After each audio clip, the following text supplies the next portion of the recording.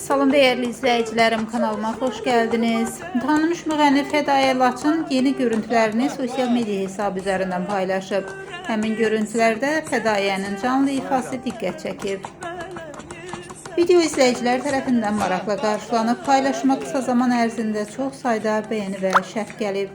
Söz gedən görüntünü təqdim edirik. Buyurun izləyin. Ben kul olmamışam şöhrete ada, sensiz yaşamadan ben bu dünyada.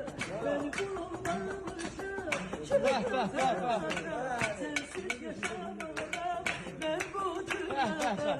Güzeller cananlar mümin olsa da benim bu dünyada meleğim sensen, meleğim sen, sen, sen, sen.